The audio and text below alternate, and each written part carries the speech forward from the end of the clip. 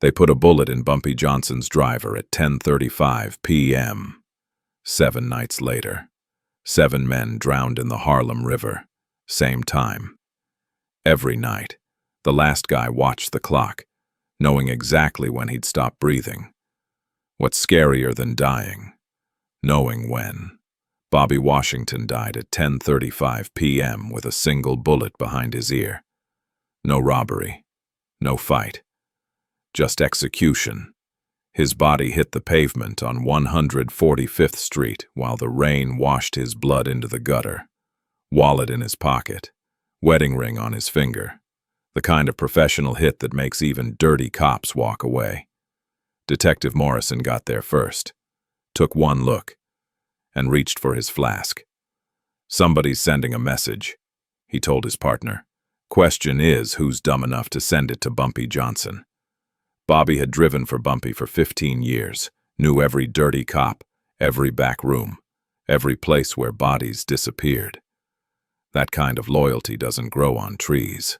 That kind of loyalty gets you killed when somebody wants to test if the king still has teeth. The phone rang in Bumpy's study at midnight. He let it ring 7 times before he picked up. Didn't say a word. "It's Bobby." Frank Lucas on the other end, trying to keep steady. "They found him on 145th, single shot. Execution. Mr. Johnson. I'm sorry." "What time?" Frank stopped. "Sir." "What time did he die?" Coroner said 10:35. Why does Bumpy, hung up, walk to his desk, pulled out a leather ledger, wrote down 10:35 p.m. in perfect script, then drew 7 lines underneath. 7 empty spaces waiting to be filled. Frank called back. "Mr. Johnson, I didn't mean, don't bury him yet." Bumpy's voice flat as concrete. "I want the suit cleaned, chapel open. Make sure everyone knows what time it happened. 10:35 p.m. You got that, then? "Yes, sir." "But why does the time?" "You'll understand soon enough." The line went dead. Across town at an Italian joint on Mulberry Street. Fat Tony Salerno poured his 3rd whiskey and laughed. 300 pounds of muscle and meanness, with a smile that never touched his eyes. "You think he got the message?" Paulie asked. He'd done the shooting himself. Tony swirled his drink. "Question is, does the old man still bite? Or is he just gonna roll over? Had to test him. Can't expand if you don't know who's still dangerous." Paulie grinned. Bobby never saw it coming. Clean as a whistle. Tony raised his glass. To testing old kings. But back in Harlem, Bumpy sat staring at those 7 empty lines in his ledger. No rage, no tears, just the cold, dead expression of a man who'd already decided exactly how many people were going to die. In what order? At exactly what time? When you kill a loyal man, you don't just commit murder. You write your own death sentence. You just don't know it yet. Frankie the Rat. Della Croce left Tony's betting parlor at 9:45 p.m. on October 8th. Collar up, cigarette burning. 3 years with Tony's crew. Handling collections. Breaking fingers when the math didn't add up.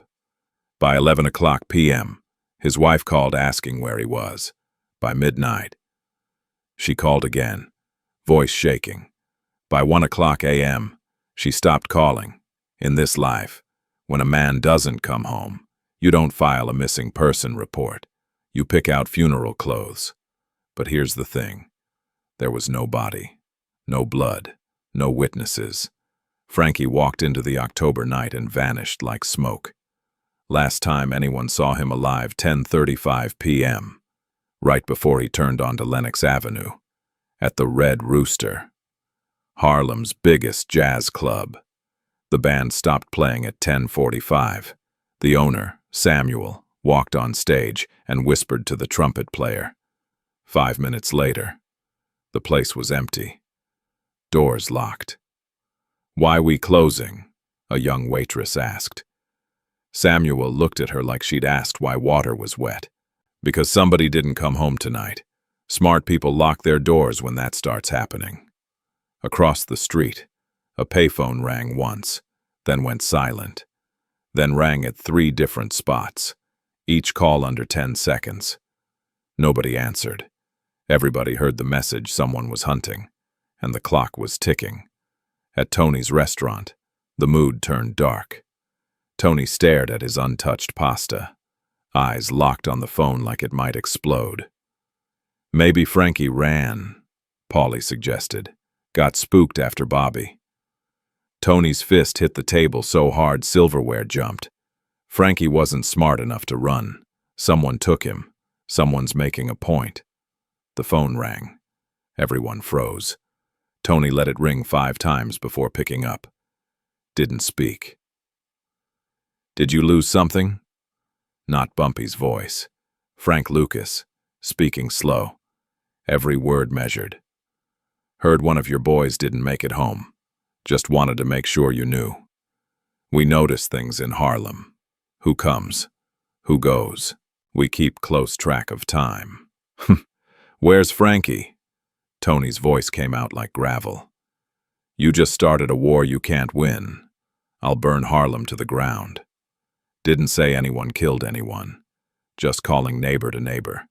Making sure you know something's wrong. And Mr. Tony, something's definitely wrong tonight. Click. Tony threw the phone. Plastic exploded against the wall. I want every man on the street. Find Bumpy. Tell me what he's doing, who he's talking to, when he takes a piss. But Tony already knew. This wasn't a kidnapping. This was an hourglass flipped over. Somewhere in Harlem, a man was watching sand fall, counting down to the next name on his list. At 10:35 the next night, someone else wouldn't come home. Violence doesn't always need to show itself. Sometimes it just needs to be expected. Sometimes the threat is sharper than any blade. By Wednesday morning, 3 of Tony's men called in sick. By afternoon, 2 left the city heading south with whatever cash they could grab. The ones who stayed looked over their shoulders every 30 seconds. Checking watches like the clock itself had become the enemy, because now they knew someone was keeping time. When your number came up, there'd be no negotiation, no mercy, no explanation, just the certainty that at exactly 10:35 p.m., you'd stop existing, and the man writing that schedule, he didn't raise his voice, didn't make threats, didn't need to explain himself. He just filled in another line in his ledger and moved on to the next name. By Thursday morning, Tony's crew was tearing itself apart. Johnny Knuckles Moretti accused his partner of wearing a wire. Sal, the bookmaker, started carrying 2 guns, sleeping in his car. Even Paulie, the shooter who'd killed Bobby Washington, stopped answering calls after 9. Terrified his name was written in ink he couldn't see. Trust takes years to build, seconds to shatter. Once men think they're next, loyalty dies and survival takes over, and survival makes people do stupid, ugly things. At dawn, Gino Ferraro decided he was smarter than the situation, packed a bag, kissed his mother, caught the first train to Brooklyn. Distance equals safety, he figured. Get far enough away. The old man's reach stops mattering. He made it to Red Hook before realizing he wasn't alone. The man following didn't hide. Walked 10 paces back, hands in pockets, humming. When Gino ducked into a diner, the man waited outside. When Gino tried losing him in a crowd near the docks, the man just stood there, patient as death, watching. By 8:00 p.m., Gino was back on the phone with Tony, voice cracking. Someone followed me all day. I tried everything, switched trains, went through stores, paid a cab to drive circles. He wouldn't leave, didn't say anything, didn't pull a gun, just walked behind me like he had all the time in the world. Tony, I swear he's waiting for the clock to hit a certain time. Tony gripped the phone white-knuckle tight. Where are you? Brooklyn, near the water. Found a warehouse. Get back here, now. Don't stop. Don't talk to anyone. Maybe we can fix this. Gino never got the chance. At exactly 10:35 p.m., a fisherman found him floating near Pier 7, wallet and ID still there. No struggle. Single gunshot to the back of the head. Same clean execution that killed Bobby. Same message delivered with surgical precision. Running doesn't save you. Distance doesn't matter. When your name's on the list, geography becomes irrelevant. Friday morning, Tony's lawyer showed up with a briefcase full of cash and a desperate proposal. We can settle this. Spreading documents like a corporate merger. Restitution, public acknowledgement, compensation for Bobby's family. Stay out of Harlem 5 years. Maybe 10. Make this right through money. Tony stared at him like he'd lost his mind. You think this is about money? This isn't a negotiation. This is a clock ticking down. Every night. Same time. One of my guys stops breathing. You can't buy your way out of a schedule already written. Then what do we do? Tony leaned back, suddenly looking ancient. Go ask Bumpy to stop. See how far that gets you before somebody puts a bullet in your head for wasting his time. The lawyer left, briefcase unopened. At 2:00 p.m. Dominic Russo, one of Tony's top enforcers, called Frank Lucas direct. We know we crossed a line. Tony's willing to apologize, publicly, make amends, whatever it takes. We don't want war. Frank let silence stretch. You think sorry matters now? You tested Bumpy, made a bet. Now you're learning what happens when you lose. The lesson costs more than you're willing to pay. What does he want?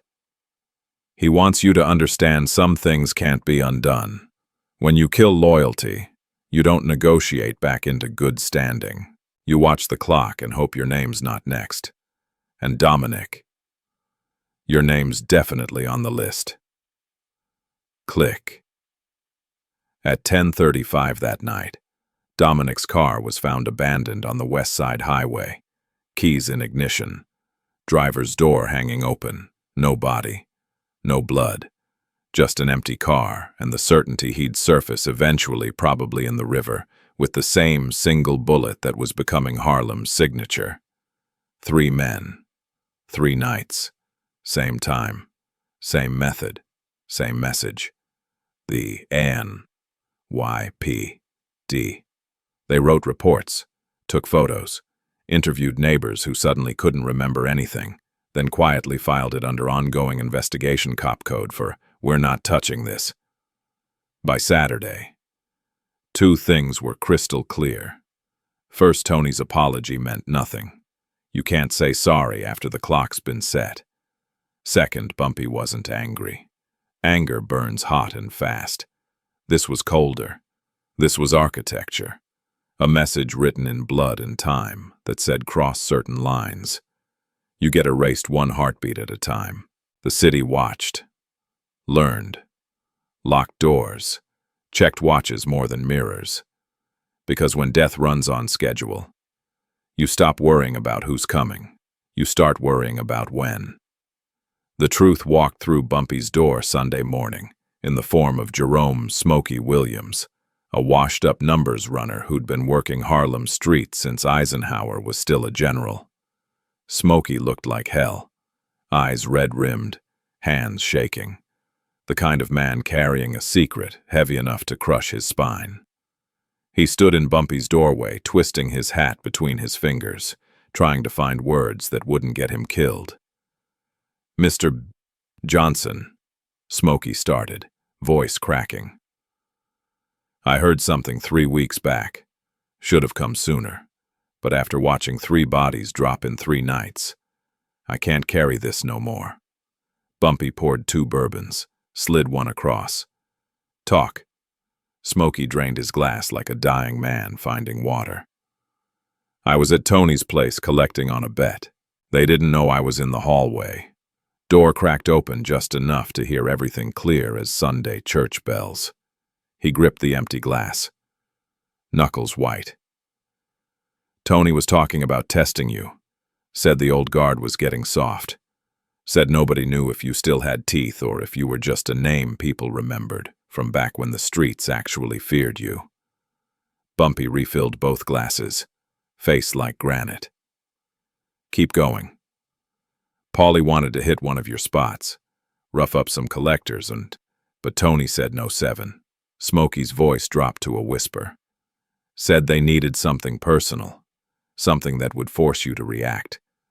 Said your driver would be perfect because everyone knew Bobby was loyal, and killing a loyal man would prove whether you were still dangerous or just pretending to be somebody you used to be. The silence that followed could have smothered a grown man. Bumpy sat stone still, eyes fixed on nothing, calculating moves 10 steps ahead like a chess master who never loses. They never said Bobby's name, Smokey added fast. Just kept calling him the driver like he was a chess piece instead of a man with a wife and kids. Tony laughed about it.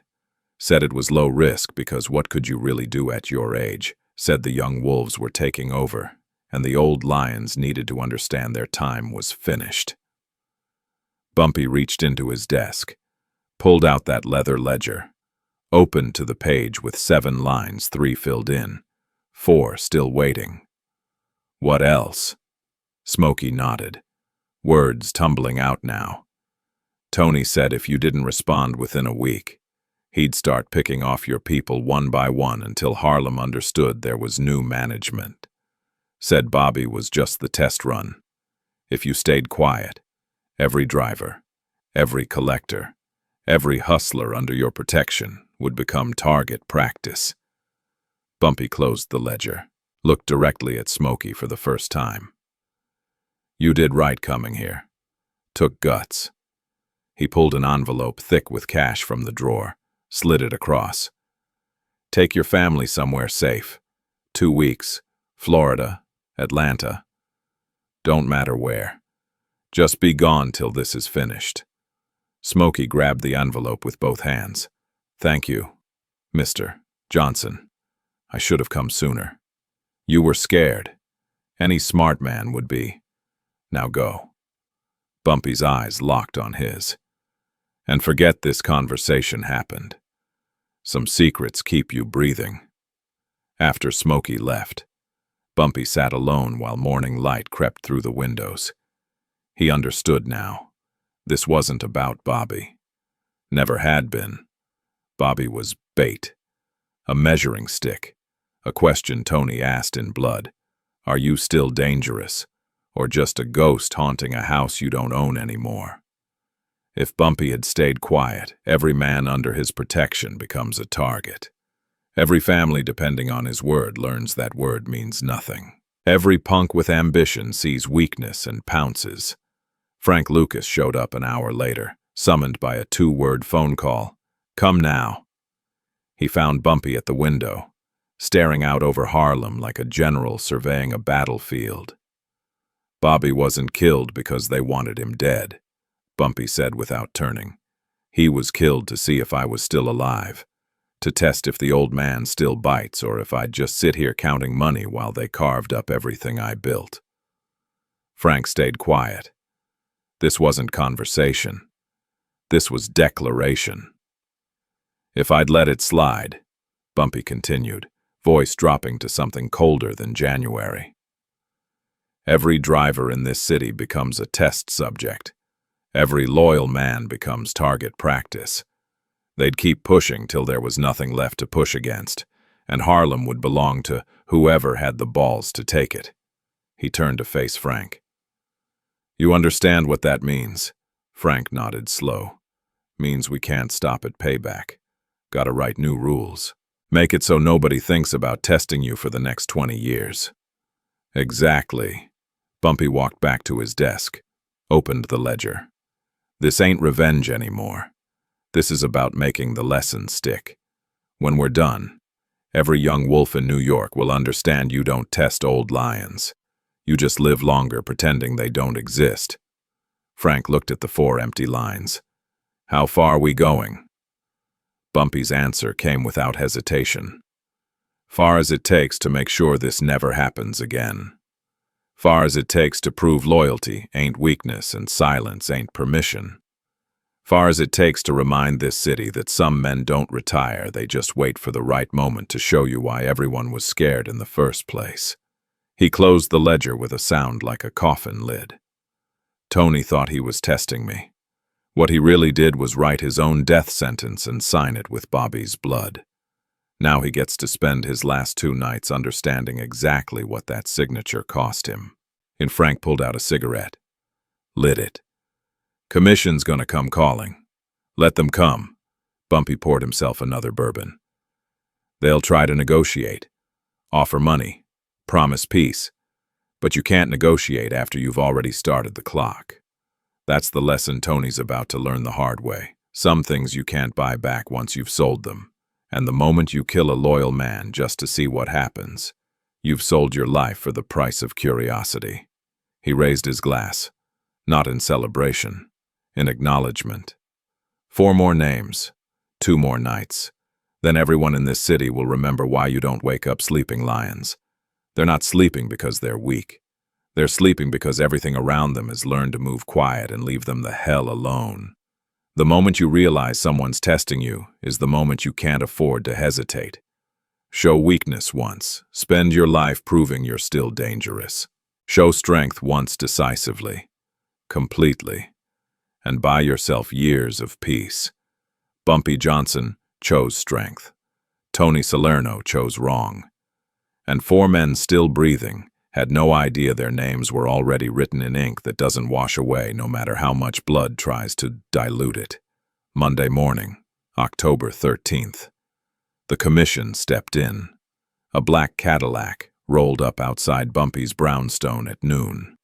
3 men in $1,000 suits climbed out, not street soldiers, but the accountants of violence. Men who calculated profit margins in blood and measured territory in tombstones. Vincent the Wall Marchetti led them, shoulders wide enough to block doorways, handshake like gripping a car engine. "Mr. Johnson," he said with forced respect, "Commission appreciates you taking this meeting. We believe reasonable men can find reasonable solutions even to difficult problems." Bumpy led them inside. Coffee already brewing. No weapons on the table, no bodyguards hovering. Just 4 men in chairs discussing business like they were negotiating shipping contracts instead of corpses. Vincent laid it out plain. Tony Salerno made a mistake. We acknowledge that Bobby Washington should never have been touched. Commission wasn't consulted. Wouldn't have approved it. Tony acted independently, and he's willing to make amends. Bumpy sipped his coffee. Said nothing. Vincent continued like a lawyer presenting closing arguments. "We're prepared to offer substantial compensation to Bobby's family. We'll publicly acknowledge his death was unauthorized. We guarantee no one under your protection gets targeted again, and we'll enforce that guarantee with the Commission's full authority. We can make this right if you're willing to move forward without further escalation."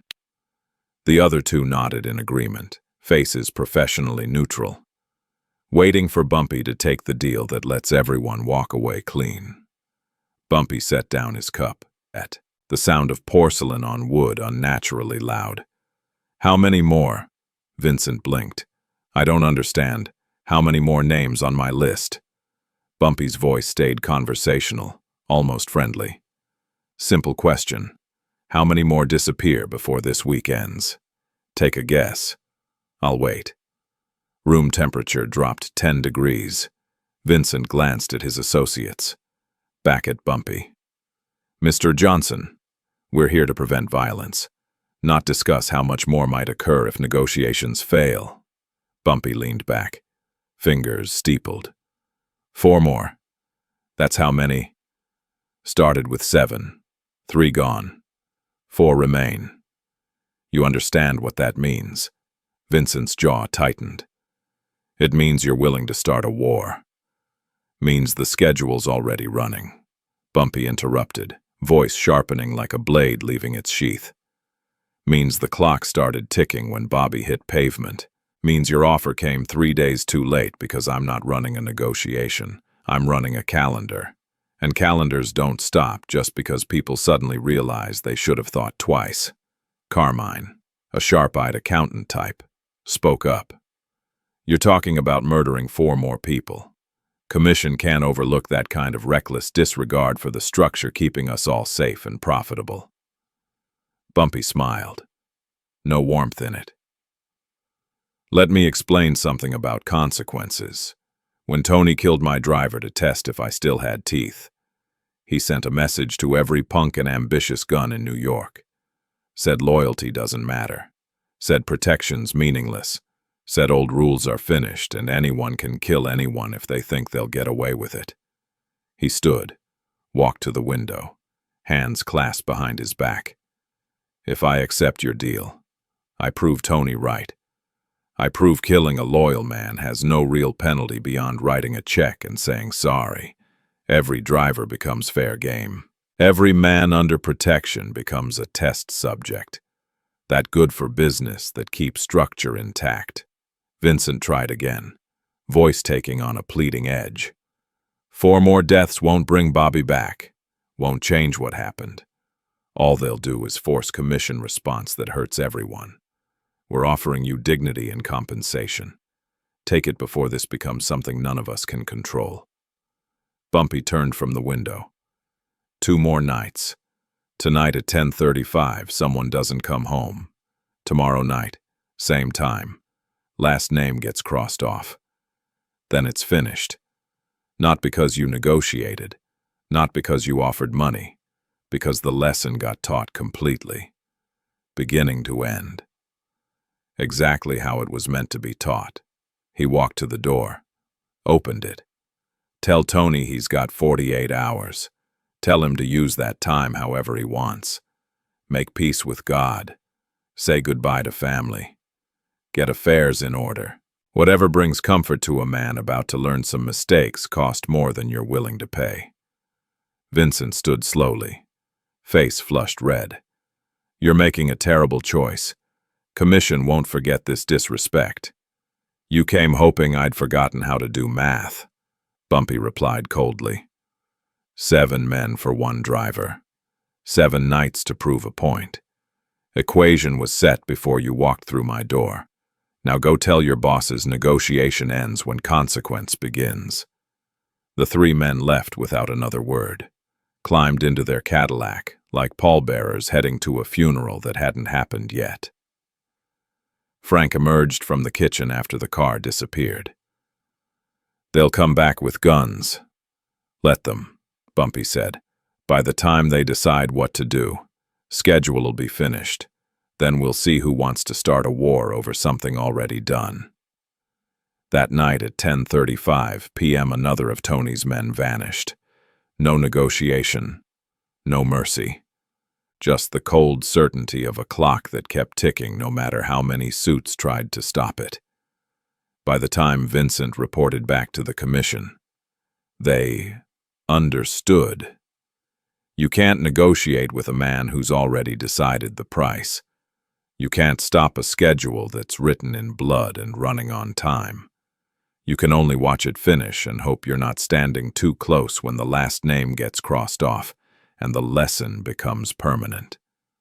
Tony got the message loud and clear. 2 more nights. 48 hours to make peace with whatever comes after. And at 10:35 p.m. on Wednesday, October 15th, the last line in Bumpy's ledger would get filled in, and the education of New York's underworld would be complete. Some lessons you learn by listening, some you learn by watching, and some you learn by becoming the example that teaches everyone else. Tony was about to become that example, whether he wanted to or not. Tuesday morning, October 14th. Harlem stopped pretending. The newspapers stayed blank. No headlines about missing men. No speculation about violence. Just empty space where stories should be. Like reporters got told to write about anything except the bodies vanishing on a schedule everyone understood, but nobody wanted printed where prosecutors could read it. The cops stayed outside Harlem's borders like soldiers respecting a ceasefire line. They filed reports, interviewed witnesses who suddenly couldn't remember their own names. Then went back to their precincts with orders from above. Let this play out because getting involved means choosing sides. And choosing sides in a mob war is the fastest way to end up dead or testifying in federal court. The streets felt different, heavier, like air before a thunderstorm when you can taste electricity and know something violent's coming, even if you can't see the clouds yet. Outside the Red Rooster at 10:30 p.m., men stood smoking, checking watches every 30 seconds. Nobody went inside. The club sat dark. Doors locked. Chairs stacked like the whole building was holding its breath, waiting for the clock to tick past the dangerous minute. At Tony's restaurant, business stopped completely. Kitchen cold, tables empty. Even the payphones that usually rang constantly with bets and deals had gone silent. Like the whole criminal infrastructure of Little Italy shut down while everyone waited to see who'd still be breathing when the week ended. Tony sat alone in his office. Door locked, shades drawn. Loaded revolver on the desk next to an untouched plate of food. He'd stopped answering calls, stopped giving orders, just sat staring at the wall clock, watching the minute hand creep toward 10:35 while sweat ran down his face despite October cold seeping through the windows. At 4:00 p.m., Bumpy Johnson walked out of his brownstone and started strolling through Harlem like it was Sunday afternoon, and he didn't have a care in the world. No bodyguards, no visible weapons, just an old man in a good suit taking in the neighborhood air, nodding to shopkeepers, tipping his hat to ladies sweeping stoops. People stopped to watch him pass. Not from fear, because they understood they were watching history getting written in real time. And years from now, they'd tell grandchildren about the week Bumpy Johnson reminded New York why old lions stay dangerous long after young wolves think they've taken over.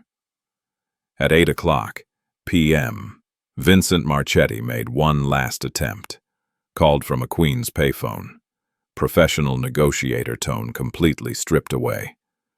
"Mr. Johnson, please, Tony's ready to disappear. Leave New York tonight. You'll never see him again. Just call it off. Show mercy." Bumpy's response came after a long pause. "Mercy's something you show before you start, not after." Tony had his chance when he decided Bobby's life was worth risking for a test. Now he takes the same test, gets to know exactly when his time runs out. That's more mercy than Bobby got. "Vincent, be grateful I'm giving him that much." Click. At 9:00 p.m., every bar in Harlem packed with men drinking quietly, speaking in whispers, checking watches, not because they wanted to see what happened, because they needed to witness it, because this was the kind of moment that defined how business would be done for the next decade, and missing it meant not understanding the new rules being written. At 10:00 p.m., Tony's wife left with 2 suitcases and their 3 kids, headed to her sister's in New Jersey. Tony insisted, sent them away. She'd kissed him goodbye at the door, tears running down her face, knowing she might never see him alive again, but understanding that when the clock starts ticking, you don't argue, you just pray and hope the phone rings tomorrow with his voice on the other end. At 10:30 p.m., the streets emptied completely. Windows went dark, doors locked. Even the stray cats seemed to vanish. Like every living thing understood something terrible was coming and had enough sense to be somewhere else when it did. At 10:34 p.m., Tony stood in his empty restaurant, lights burning, looking at the wall clock knowing he had 60 seconds left. Not to live necessarily, Bumpy might let him breathe longer just to prolong the fear. But 60 seconds until his name got crossed off that ledger. And whatever came after was beyond his control or negotiation or any amount of money or power he'd accumulated. At 10:35 p.m. exactly, the phone rang. Tony stared at it for 5 rings before his hand moved almost involuntarily to pick it up. Pressed the receiver to his ear. Couldn't find words. Throat too dry. Fear too thick. Tomorrow night. Bumpy's voice came through clear and calm. Same time. That's when your name comes up. Wanted you to have tonight to think about it. To really understand what it feels like knowing exactly when everything ends. Bobby didn't get that courtesy. You do. Use it wisely. Line went dead. Tony stood holding the phone, legs barely supporting his weight, understanding finally and completely there was no escape, no negotiation, no mercy coming. The clock was set. The schedule was running. And tomorrow night at 10:35 p.m. His part in this story would end the same way Bobby's had, with a single bullet and a lesson that would outlast memory. Outside, Harlem slowly came back to life. Lights flickered on. Doors cracked open. Men emerged from bars checking watches, realizing they'd survived another night. The collective exhale was almost audible, like the whole neighborhood had been holding its breath and finally remembered how to breathe. One more night, one more name, then the lesson would be complete. When a city goes silent, that's not fear, that's agreement. That's everyone understanding the rules simultaneously and deciding those rules make sense. That's when violence stops being chaos and becomes structure. When death stops being random and becomes predictable. Bumpy Johnson had taught that lesson before. Now he was teaching it again. And by tomorrow night, everyone from the commission down to the lowest street hustler would remember why you don't test old lions. You just live longer by pretending they're already dead. Wednesday, October 15th, the last day of the lesson. Tony Salerno spent the morning writing letters he knew nobody would ever read. One to his wife explaining why he'd sent her away. One to his oldest son telling him to leave the business and find honest work. One to the priest at St. Anthony's asking for prayers he didn't deserve but needed anyway. By noon he'd stopped writing. The words ran out. What do you say when you know exactly when you're going to die? What profound wisdom can a man offer when he's got 8 hours left and spent his whole life hurting people for money at 2 o'clock in the afternoon? Frank Lucas knocked on the restaurant's back door. Tony opened it himself. No guards left. They'd all scattered like rats when the ship started sinking, and Tony couldn't blame them. Loyalty only goes so far when the clock's ticking down to 0. Mr. Johnson wants to see you, Frank said, not threatening, just matter of fact, like he was delivering a dinner invitation instead of a death summons. Tony nodded. He'd expected this, hoped for it, even. Better to face it head on than sit here counting down the minutes until a bullet found him from some dark corner he'd never see coming. They drove to Bumpy's brownstone in silence. Tony in the passenger seat, hands folded in his lap, watching Harlem roll past the windows like he was seeing it for the first time. The buildings looked different when you knew you'd never see them again. Colors brighter, details sharper, everything taking on the weight of being final. Bumpy was waiting in his study. Same leather chair, same desk, same ledger open to the page with 7 lines, 6 filled in now. 1 still waiting. He gestured to the chair across from him. Sit. Tony sat, hands steady, voice calm. I'm not going to beg, not going to ask for mercy I don't deserve. Just want you to know I understand why this is happening, and I accept the consequences of what I started when I gave the order to test you by killing Bobby. Bumpy poured 2 glasses of bourbon, slid one across. You know why you're here. To die at 10:35, same as the others. Same time Bobby died.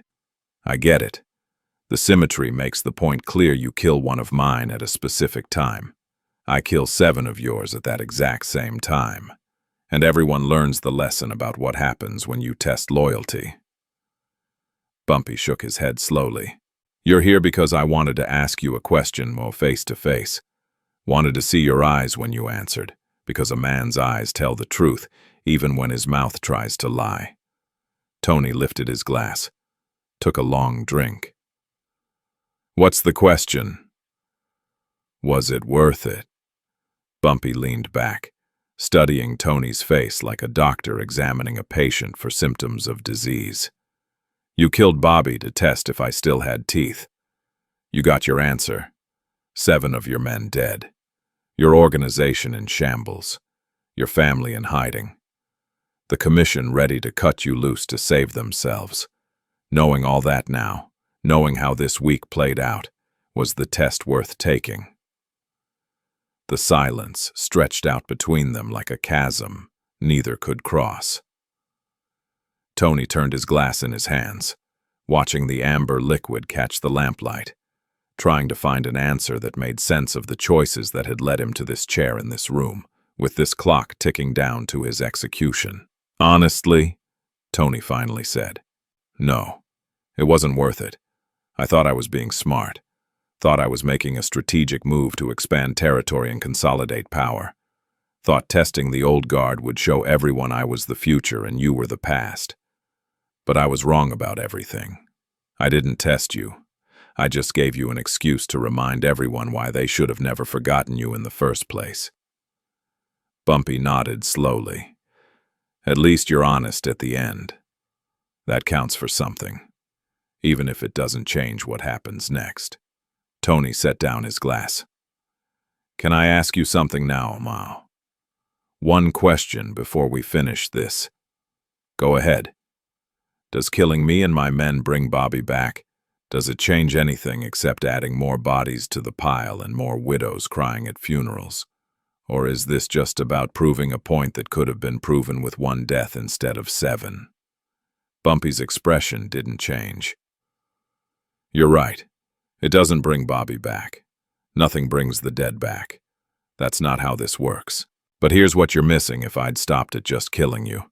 Every young punk in New York would have learned the wrong lesson.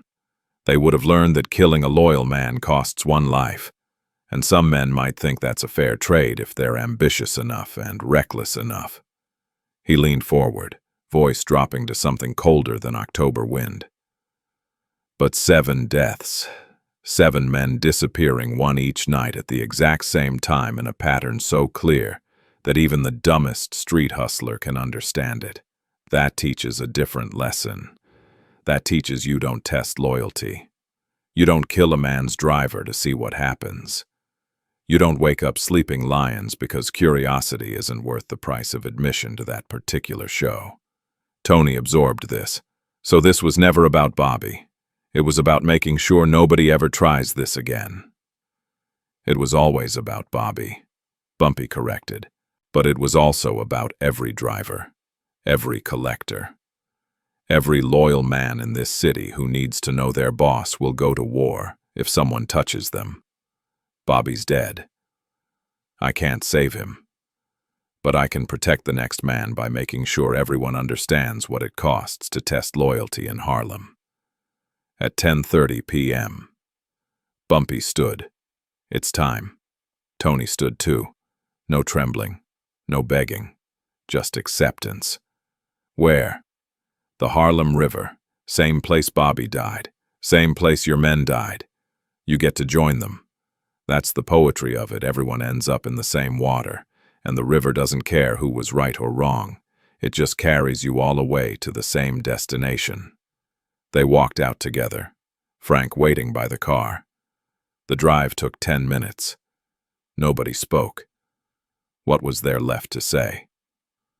All the words had been used up, all the arguments made, all the deals rejected. Now there was only the clock and the river and the lesson being taught in blood and time. At the river's edge, Tony turned to face Bumpy one last time. "No blindfold. No blindfold. No ropes. You get to see it coming. That's more courtesy than Bobby got. But I'm not doing this out of cruelty. I'm doing it because it needs to be done, and because the lesson only works if it's taught completely from beginning to end without shortcuts or mercy." Tony looked out at the dark water. "Last question. When people talk about this week, years from now, what do you want them to remember? Bumpy checked his watch. 10:34 p.m. 1 minute left. I want them to remember that justice in this world doesn't save the dead. It protects the living. Bobby's gone. But every loyal man in New York is safer tonight because of what happened this week. That's the trade. 7 lives to protect thousands. Not a trade I wanted to make, but the one you forced me to make when you decided to test me. At exactly 10:35 p.m., a single gunshot echoed across the Harlem River. Then silence. Then the sound of water accepting one more body into its cold embrace. Frank and Bumpy stood there for a moment, watching the ripples spread out in the darkness. Then they turned and walked back to the car without speaking. The lesson was complete, the schedule fulfilled, the ledger closed, and everyone in New York who'd been watching and waiting finally understood you don't test old lions. You don't kill loyal men. You don't start wars you can't finish. You just live longer by remembering why the rules exist in the first place. Thursday morning, October 16th. They buried Bobby Washington. The funeral was packed. Standing room only. People who'd never met Bobby came to pay respects. Not to the man, but to what his death had meant and what his vengeance had accomplished. His widow sat in the front pew, dressed in black, holding their youngest daughter while their 3 sons stood beside her like young soldiers at attention. Bumpy sat in the back. Didn't speak, didn't draw attention. Just sat there with his hat in his hands, while the preacher talked about loyalty and sacrifice and how some men's deaths change the world in ways the living can't fully understand until years pass. And they look back at how things could have gone wrong but didn't because one man stood up when it mattered. After the service, Bobby's widow approached Bumpy outside the church, eyes red but voice steady. "Thank you for what you did. I know it won't bring him back. I know nothing brings them back. But thank you for making sure his death meant something, instead of just being another body in the street that everyone forgets about by next week." Bumpy took her hand gently. Bobby was loyal. That kind of loyalty gets repaid in full. Always has been. Always will be. As long as I'm breathing, your family's protected. Your boys need work when they're old enough. They come to me. Your daughter needs anything. You call. That's the deal. That's what loyalty buys in this world, protection that outlasts the grave. She nodded, tears finally breaking through. He loved driving for you. Said it was the only job where he felt like he mattered. Like he was part of something bigger than just making money and going home tired. He mattered, Bumpy said quietly. More than he probably knew. More than most men ever get to matter. And now every driver in New York is safer because of what his death cost the people who thought they could kill him without consequences. By Friday afternoon, the commission made it official. They called Bumpy directly. Vincent Marchetti on the line, voice stripped of all pretense and negotiation tactics. "It's done. We're calling this settled. Tony made an unauthorized move. He paid for it. As far as the commission's concerned, the matter's closed and there's no outstanding debt between your organization and ours." Bumpy listened without interrupting. "And my territory stays yours. Nobody touches Harlem. Nobody tests your people. We'll put out word through all 5 families that what happened this week was a lesson everyone needs to remember. And anyone who forgets that lesson answers to us before they answer to you." "Acceptable," Bumpy replied, then added, "One more thing." Vincent waited. "What?" "I need a new driver. Bobby's oldest nephew. Marcus. He's 19. Smart kid. Trustworthy. I want him driving for me. And I want it known throughout the city that he's under my protection, the same way Bobby was. Anyone touches him, We start counting to 7 again. You make sure that message gets delivered clear. Vincent didn't hesitate. Consider it done. Marcus Washington drives for Bumpy Johnson. Full protection. Full respect. Anyone violates that. They deal with the commission first. You have my word. The line went dead. Saturday morning. Marcus showed up at Bumpy's brownstone wearing his uncle's old driving cap and a suit his mother had altered to fit him. Nervous, but trying not to show it. Hands gripping the steering wheel tight enough to leave marks. Bumpy climbed in the back seat. You know what this job means. Marcus nodded. Means I drive you wherever you need to go. Means I keep my mouth shut about what I hear and what I see. Means I'm loyal till death or till you tell me I'm done. Whichever comes first. Your uncle taught you well. Bumpy settled into his seat. But I'm going to teach you one more thing he probably didn't have time to explain before he died. You listening? Yes, sir. Loyalty isn't weakness. It's the strongest thing a man can offer in this world.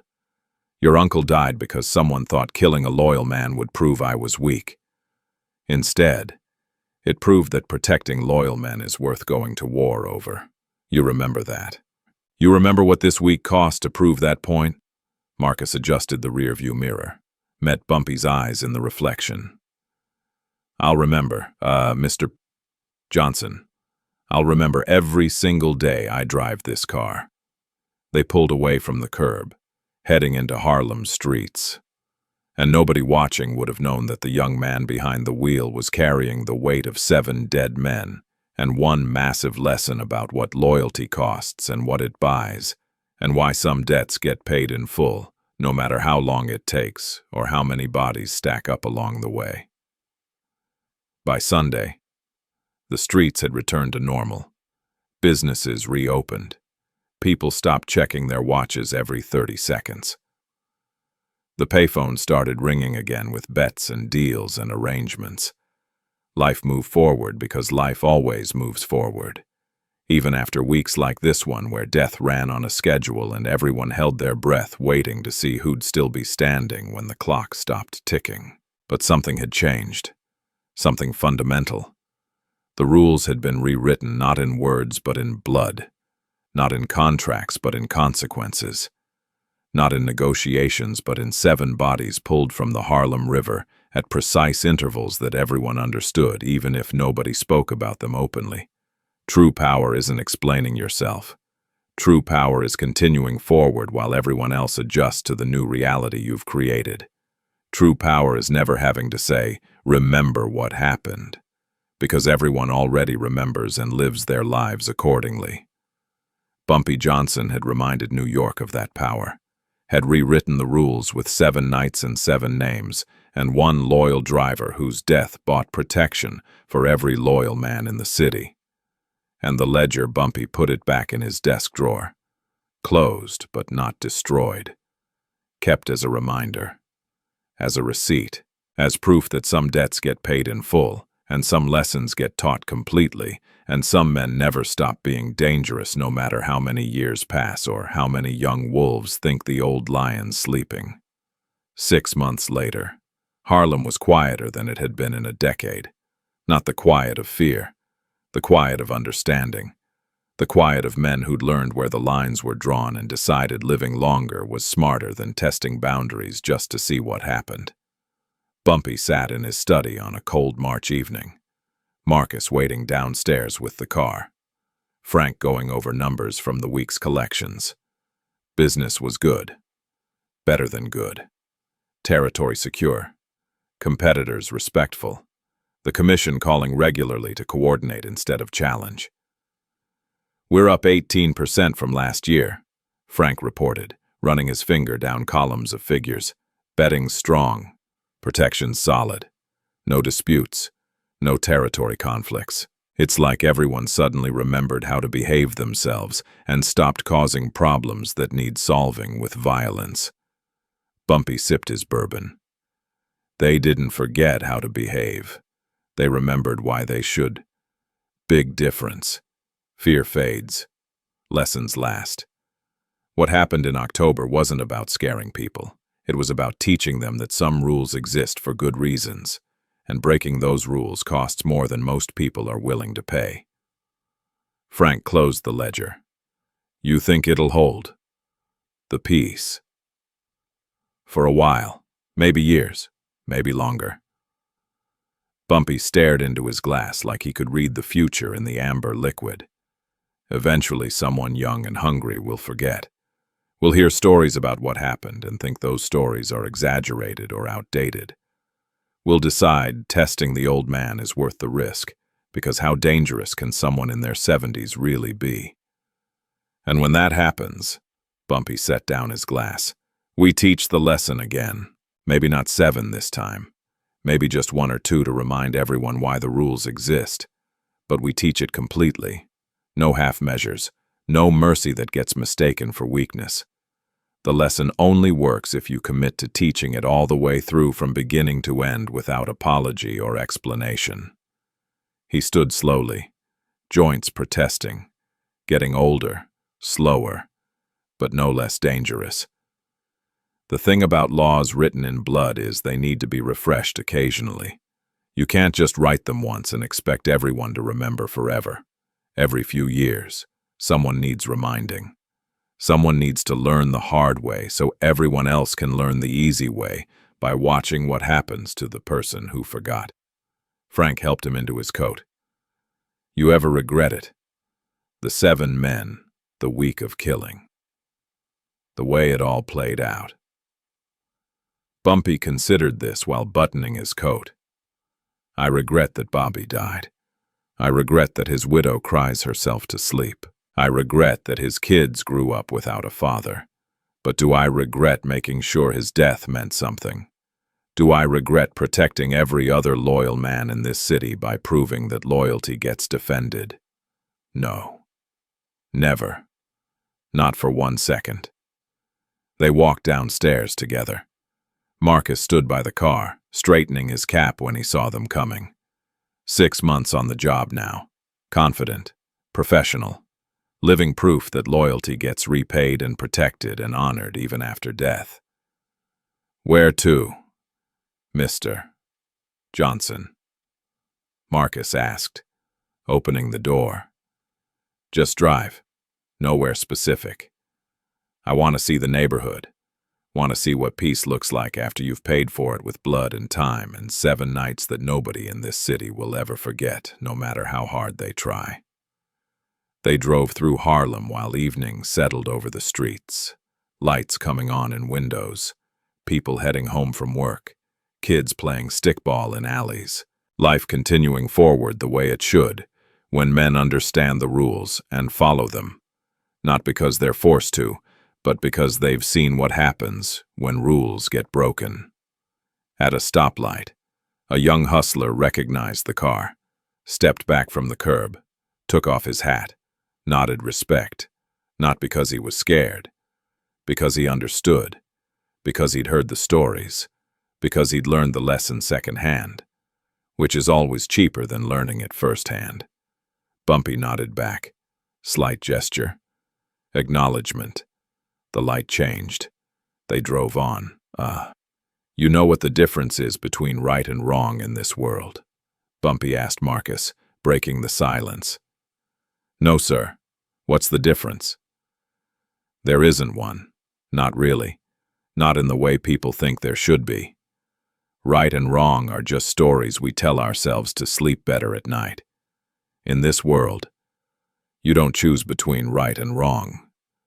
You choose between silence and action, between letting things happen and making things happen, between accepting the world as it is and reshaping it into what you need it to be.